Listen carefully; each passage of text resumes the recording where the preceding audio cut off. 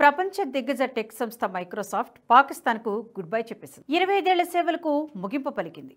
Microsoft head quarters అధికారికంగా ప్రకటించకపోయినప్పటికీ Microsoft Pakistan CEO Javad Rahman ప్రకటనతో ఈ విషయం వెలుగులోకి వచ్చింది. ఆయన నేతృత్వంలోనే 2000 సంవత్సరం మార్చి 7న పాకిస్తాన్లో మైక్రోసాఫ్ట్ కార్యకలాపాలు ప్రారంభమయ్యాయి. అక్కడ నెలకొన్న రాజకీయ ఆర్థిక అస్థిరతే మైక్రోసాఫ్ట్ మూసివేతకు కారణమని తెలుస్తోంది. వాణిజ్యపరంగా మాత్రమే కాకుండా పాకిస్తాన్ డిజిటల్ ప్రయాణానికి మైక్రోసాఫ్ట్ ఎంతో మద్దతుగా నిలిచింది. గ్రామీణ ప్రాంతాల్లోని పాఠశాలల్లో కంప్యూటర్ ల్యాబ్లు ఏర్పాటు చేసింది. విద్యా సంస్థలతో కలిసి పనిచేయడమే కాదు, చిన్న వ్యాపారాలకు సాంకేతిక పరిజ్ఞానం అందించి పాక్ యువతకు అవకాశాలు తలుపులు తెరిచింది. అయితే మైక్రోసాఫ్ట్ పాకిస్తాన్ నుంచి ఎందుకు నిష్క్రమించిందన్న దానిపై అధికారిక ప్రకటన ఎప్పటికీ రాలేదు. కానీ అనేక అస్థిర పరిస్థితులు దానికి కారణమవచ్చని నిపుణులు చెబుతున్నారు. రాజకీయ పరిణామాల్లో అస్థిరత, తరచూ ప్రభుత్వ మార్పులు, అధిక పన్నుల భారం, కరెన్సీ విలువ పడిపోవడం, టెక్నాలజీ దిగుమతుల్లో ఇబ్బందులు వంటి అంశాలు మైక్రోసాఫ్ట్ నిర్ణయానికి దారితీసినట్లు భావిస్తున్నారు. 2024 ఆర్థిక సంవత్సరానికి పాక్ వాణిజ్య లోటు $24.4 బిలియన్ చేరింది. విదేశీ మార్క నిల్వలు కూడా జూన్ 2025 నాటికి $11.5 బిలియన్ పడిపోయాయి. ఇది పెట్టుబడిదారుల నమ్మకాన్ని దెబ్బతీసింది. దీంతో పాటు టెక్నాలజీ దిగుమతులపై ప్రభావం చూపిస్తూ పాక్ మార్కెట్ మీద గ్లోబల్ కంపెనీల ఉత్సాహాన్ని తగ్గించేసింది. మైక్రోసాఫ్ట్ కార్యాలయం మూసివేతపై పాకిస్తాన్ మాజీ అధ్యక్షుడు డాక్టర్ ఆరిఫ్ అల్వీ ఆవేదన వ్యక్తం చేశారు. మైక్రోసాఫ్ట్ తన కార్యకలాపాలను మూసివేయాలన్న నిర్ణయం పాకిస్తాన్ ఆర్థిక పరిస్థితికి పెద్ద దెబ్బగా అభివర్ణించారు. రాజకీయ అస్థిరత వల్ల అవకాశాలు చేజారిపోతున్నాయని ఆవేదన చెందారు. 2022లో బిల్ గేట్స్ పాకిస్తాన్కు వచ్చినప్పుడు ఆయనతో భేటీ అయిన సందర్భాన్ని గుర్తు చేసుకున్నారు. ఇక్కడ ఎందుకు పెట్టుబడులు పెట్టడం లేదని అడిగినప్పుడు వెంటనే అప్పటి ప్రధాని ఇమ్రాన్ ఖాన్ మైక్రోసాఫ్ట్ సీఈఓ సత్య నాదెళ్లతో మాట్లాడించినట్లు తెలిపారు. అప్పట్లో మేము పెద్ద స్థాయిలో పెట్టుబడులకు ప్రణాళికలు రూపొందించామని, కానీ తర్వాత ప్రభుత్వం మారిపోవడం, అనేక పరిణామాలు మైక్రోసాఫ్ట్ను పాకిస్తాన్ నుంచి వియత్నాం వైపు మళ్లించాయని అల్వీ అన్నారు. మైక్రోసాఫ్ట్ మూసివేత పాకిస్తాన్ టెక్ రంగానికి పెద్ద ఎదురు దెబ్బని విశ్లేషకులు అంటున్నారు. ఇప్పటికే నిరుద్యోగం, నైపుణ్యం కలిగిన యువత విదేశాలకు వెళ్లిపోవడం, దేశీయ కొనుగోలు శక్తి పడిపోవడం వంటివి ఆర్థిక పునరుజ్జీవనానికి అడ్డుపడుతున్నాయి. ఇలాంటి సమయంలో మైక్రోసాఫ్ట్ లాంటి దిగ్గజం బయటకు వెళితే మిగతా గ్లోబల్ కంపెనీలు కూడా పాకిస్తాన్ నుంచి తొలగిపోయే అవకాశం ఉందన్న ఆందోళన వ్యక్తమవుతుంది. మొత్తంగా చూస్తే మైక్రోసాఫ్ట్ నిర్ణయం పాక్ ఆర్థిక వ్యవస్థ పట్ల ఉన్న గ్లోబల్ అనుమానాలను ప్రతిబింబిస్తుంది. ఇది ఆ దేశానికి భారీ హెచ్చరికగా నిలిచింది.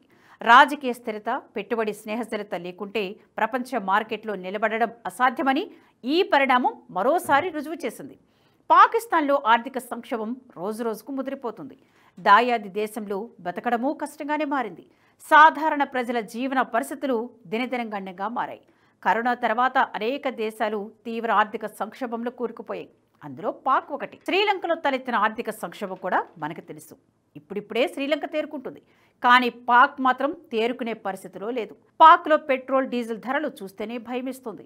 పెట్రోల్ ఉత్పత్తుల ధరలు పెరగడంతో ఆ ప్రభావం నిత్యావసరాలపై పడింది. దీంతో సాధారణ మధ్యతరగతి ప్రజలు బతకలేక అవస్థపడుతున్నారు. గత కొన్ని రోజుల నుంచి పాక్ ప్రభుత్వం చేస్తున్న ప్రయత్నాలు ఫలించడం లేదు. ఆర్థిక కష్టాల నుంచి బయటపడేందుకు అనేక ప్రయత్నాలు పాకిస్తాన్ ప్రభుత్వం చేస్తున్నా అందులో నుంచి బయటపడేందుకు మాత్రం సాధ్యం కావడం లేదు. లీటర్ పెట్రోల్ ధర పాక్లో $200 పైచీలకు ఉండడంతో వ్యక్తిగత వాహనాలను పక్కన పెట్టేసే పరిస్థితి నెలకొంది. ప్రజా రవాణా వ్యవస్థనే ఎక్కువ మంది ఉపయోగిస్తున్నారు.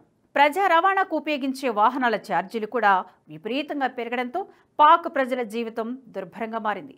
గోధుమ పిండి దగ్గర నుంచి కొత్తిమీర కట్ట వరకు ధరలు చుక్కలు చూపుతున్నాయి. ఇదంతా పెట్రోల్, డీజిల్ ధరలు విపరీతంగా పెరగడమే కారణమని అక్కడి పౌరులు గగ్గోలు పెడుతున్నారు. పాకిస్తాన్లో ప్రస్తుతం లీటర్ పెట్రోల్ ధర $233 చేరుకుంది. ఒక్కసారిగా ధరలు పెరగడంతో ప్రజలు ఆందోళనకు దిగారు.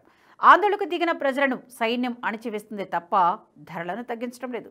పెట్రోల్ ఉత్పత్తులపై రాయితీలను కూడా భరించలేని పరిస్థితిలో పాక్ ప్రభుత్వం ఉండడంతో ధరలు అనివార్యంగా పెరుగుతున్నాయి. ఇక లీటర్ డీజిల్ ధర $211 చేరుకుంది. ప్రభుత్వం ఇప్పటికే పెట్రోల్ రాయితీలపై $120 బిలియన్లు వెచ్చిస్తుందని, ద్రవ్యోల్బణం స్థాయికి పెరగడంతో ఇక పెట్రోల్ ధరలు పెంచక తప్పడం లేదని అధికార వర్గాలు చెబుతున్నాయి.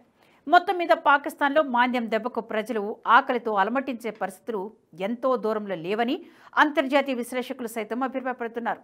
గత జూన్లో విడుదలైన పాకిస్తాన్ ఆర్థిక సర్వేలో పాకిస్తాన్ అప్పులు ఆల్ టైమ్ హైకి చేరాయి. దీని కారణంగా భవిష్యత్తులో పాకిస్తాన్ తీవ్ర పరిణామాలను ఎదుర్కోవలసి ఉంటుందని హెచ్చరించినట్లు నివేదికలో వెల్లడైంది.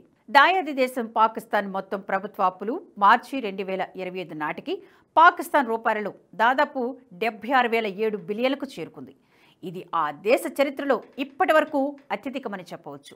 ఈ అప్పులతో ప్రజలను, దేశాన్ని అభివృద్ధి చేయడానికి బదులుగా ఆ మొత్తాన్ని ఉగ్రవాదంపై ఖర్చు చేస్తోంది. ఇది ప్రపంచం మొత్తానికి తెలిసిన బహిరంగ సత్యం. గత 4 ఏళ్లలో పాకిస్తాన్ ప్రభుత్వ అప్పు దాదాపు డబుల్ అయింది. గత 2020-21 సంవత్సరంలో పాకిస్తాన్ ప్రభుత్వ అప్పు 39,860 బిలియన్ రూపాయలుగా ఉంది. అలాగే 10 సంవత్సరాల క్రితం ఇది 17,380 బిలియన్ రూపాయలు. కానీ ఇప్పుడు అది దాదాపు 5 రెట్లు పెరిగి పతాక స్థాయికి చేరుకుంది. ఇప్పుడున్న అప్పులో 76,007 బిలియన్ రూపాయలు మొత్తంలో దేశీయ అప్పు 51,518 బిలియన్ రూపాయలు కాగా విదేశీ అప్పు 24,489 బిలియన్లుగా ఉంది. ఈ అధిక అప్పు వడ్డీ భవిష్యత్తులో పాకిస్తాన్కు తీవ్రమైన పరిణామాలను కలిగిస్తాయని నివేదిక హెచ్చరించింది. దీనిని నియంత్రించలేకపోతే ఇది దీర్ఘకాలిక ఆర్థిక స్థిరత్వం, ఆర్థిక భద్రతను పెను ప్రమాదంలో పడేస్తుందని ఆర్థిక సర్వే తేల్చి చెప్పింది. ప్రపంచ బ్యాంకు అంచనాల ప్రకారం మోదీ నేతృత్వంలోని మన కేంద్ర ప్రభుత్వం పెద్ద సంఖ్యలో ప్రజలను పేదరికం నుండి బయటపడేసింది. కానీ పాకిస్తాన్ తన జనాభాలో దాదాపు 45% మంది ఇంకా పేదరికంలో జీవిస్తున్నారని వరల్డ్ బ్యాంక్ తెలిపింది. ఇంకా చెప్పాలంటే 16.5% మంది తీవ్ర పేదరికంలో జీవిస్తున్నారని తెలిపింది. ఇతర దేశాలలో బిచ్చగాళ్లలా జీవిస్తున్నారని పేర్కొంది. ఇంత జరిగినా మొన్న జరిగిన ఆపరేషన్ సింధు తర్వాత పాకిస్తాన్ తన సైనిక నిర్మాణానికి ఖర్చును పెంచాలని యోచిస్తోంది. ఇది పాకిస్తాన్ను మరింత అప్పులు తీసుకునే పరిస్థితిలోకి నెట్టివేసింది. పాకిస్తాన్ ఆర్థిక దుస్థితి నానాటికి దిగజారిపోతుండడం వల్ల భవిష్యత్తులో మరిన్ని అంతర్జాతీయ సంస్థలు ఉగ్రవాద దేశాన్ని వీడే సూచనలు ఉన్నాయంటున్నారు ఆర్థిక రంగ నిపుణులు.